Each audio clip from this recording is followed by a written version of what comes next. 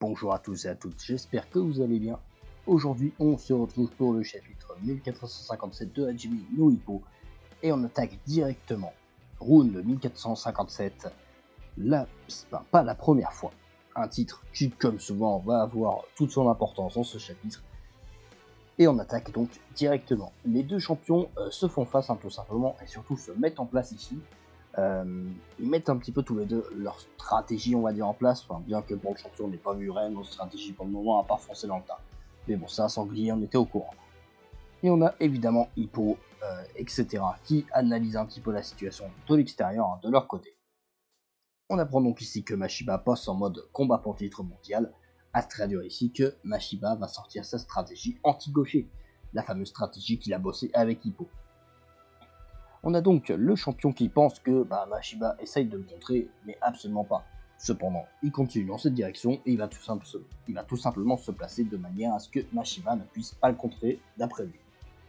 Sauf que, il se rend bien compte que Mashiba est trop loin. Il ne peut tout simplement rien faire. Il est bien trop loin. Mais par contre, Mashiba, lui, est à parfaite distance pour envoyer un contre, mais monumental dans la tête du champion, qui va le sentir passer. C'est le premier coup qui réellement touche à fond les ballons, qui vraiment a un lourd effet. Le premier coup qu'avait envoyé Mashiba avait touché certes, mais disons que c'était encaissable pour le champion. Là, très clairement, il a pris cher. Il a le genou qui plie, et il est vraiment pas si loin du down. Évidemment, tout le monde est choqué, mais surtout tout le monde est impressionné. Tout le monde lève le poing en l'air par rapport justement au fait que Mashiba ait réussi à mettre le champion à mal de cette manière. On va voir le coach de Marcus Rosario qui est affolé, se disant que c'était impossible, ça ne peut pas arriver. Et on a Miyata, lui, qui est plus posé, qui va tout simplement analyser un petit peu la situation. Même si nous, on sait déjà ce qui s'est passé. Mashiba était tout simplement plus loin. Du fait qu'il a mis son pied d'appui plus loin dans la garde de l'adversaire, et bien son corps, lui, est hors d'atteinte par rapport à ce champion. Ce qui fait que lui pouvait frapper sans problème, mais le champion ne le pouvait pas. En gros, la stratégie anti-gaucher fonctionne parfaitement. Mais surtout ici, Mashiba a vraiment réussi à faire mal sur ce coup-là. Et on a également un champion qui semble quand même beaucoup moins résistant que pouvait l'être un Hippo. Pourtant, il est plus lourd que Hippo, et certes, le champion n'est pas au mieux de sa forme, très clairement. On a pu le comprendre, mais cependant, ici, pour l'instant, on est en début de match. Il n'a pas encore de carence en énergie réelle. Mais il a quand même pris extrêmement cher sur ce coup-là. Hippo, lui, tenait quand même bien le coup face au coup de Mashiba. Il prenait un peu de dégâts, mais ça allait. Bon, après, c'est sur la quantité qu'il a pris cher, mais sur un seul coup, ça allait. Donc ce champion, très clairement, ne semble pas être vraiment impressionnant au niveau tank. Après, ça reste à voir. Peut-être que l'abnégation, etc., ça peut créer des surprises. On sait jamais. On se rappelle notamment avec Brian Hawk. On a donc le champion qui se fiche un petit peu du coup qu'il vient de prendre et qui retourne à l'attaque, mais il va se faire dégommer à nouveau, une fois, deux fois, et à ce moment-là il décide enfin de prendre ses distances, il fuit le corps à corps, comprenant que de toute façon il n'arriverait à rien en continuant ainsi. Et donc du coup ça donne l'échange à Mashiba et ça lui donne également un sérieux avantage sur ce troisième round. Là pour le coup Mashiba en termes de points, le troisième round il est pour lui pour le moment. Et sans problème. On a donc tout le monde qui va un petit peu râler sur le champion en disant ah tu t'enfuis, t'es un combattant encore à corps, tu devrais pas, bon on connaît. On a évidemment Sendo qui va hurler tout ce qu'il peut, il est heureux très clairement que la stratégie fonctionne. Et on va avoir évidemment un petit plan sur Sahamura qui fait toujours plaisir par rapport au fait qu'on sait le fameux combat entre Sahamura et Mashiba. On a donc le coach de Marcus Rosario qui n'en revient pas, qui va se poser tout un tas de questions, mais qui surtout va se dire mais comment c'est possible. Normalement, même s'il avait trouvé un ou deux sparring partners qui pouvaient faire un petit peu l'affaire en gaucher, il n'aurait dû en trouver aucun de niveau mondial. Et il n'y en a pas en fait dans les catégories proches de Mashiba. Et Miyata a fait un petit peu le même constat. Du moins qu'il fallait un sparring partner de qualité. Et c'est à ce moment-là que le champion, pas le champion, pardon, mais le coach du champion va se rendre compte, et oui, ce n'est pas la première fois.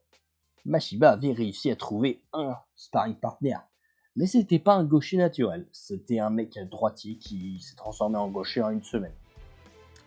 Je pense que là, encore une fois, vous vous rendez compte à quel point Hippo, c'est un monstre absolu à l'heure actuelle.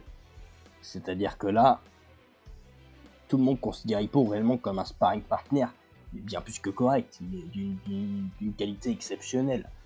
Alors que le mec, il s'est improvisé gaucher en une semaine. Et en plus, il est censé être à la retraite.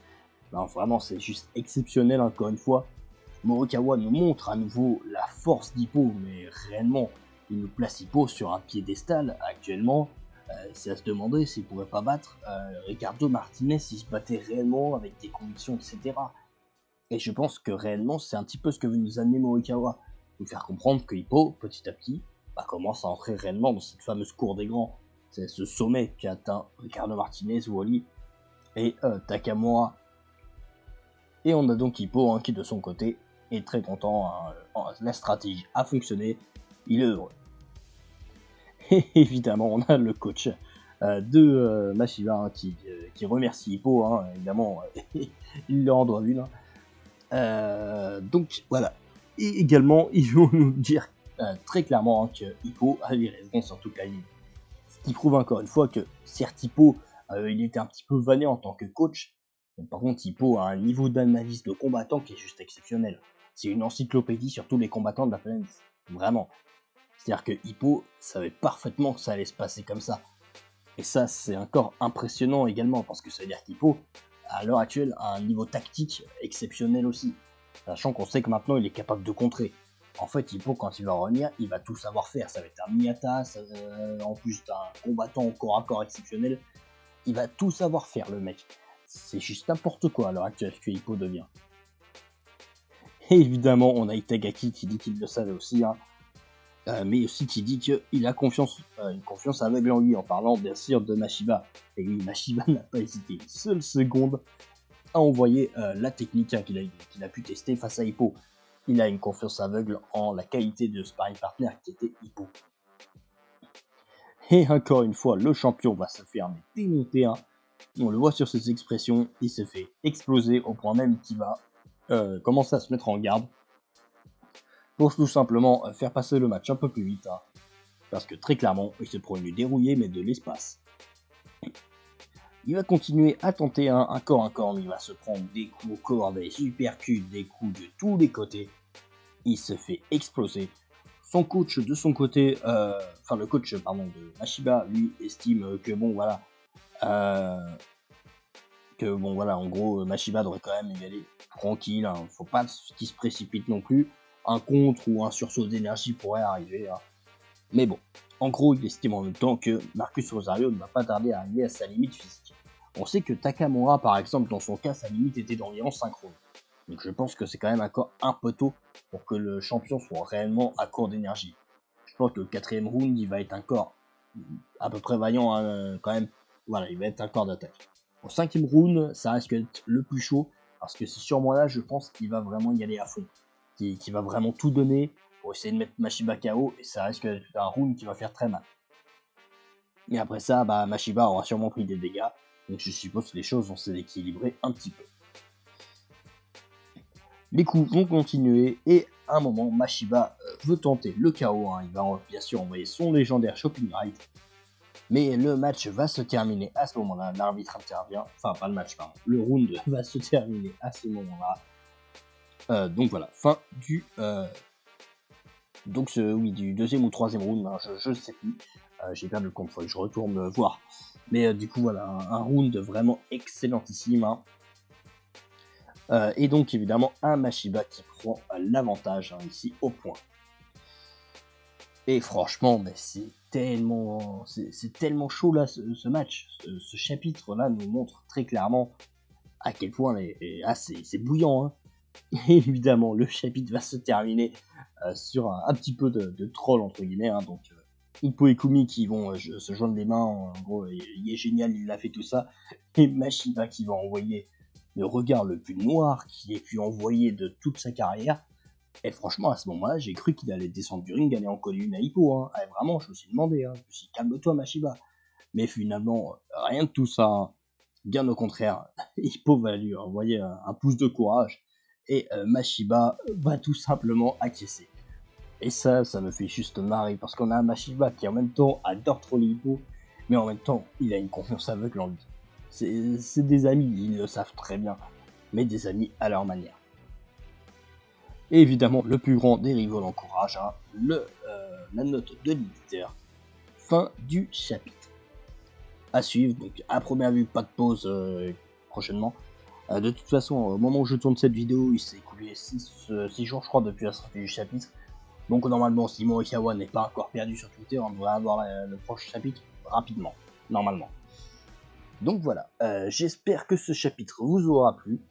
Et puis moi, je vais pas faire plus long parce que je pense que ma voix doit vous exploser les oreilles avec mon micro actuellement. Du coup, voilà, j'espère que tout ça vous aura plu. Et puis, nous, on se retrouve pour de prochaines vidéos. Allez, bye tout le monde.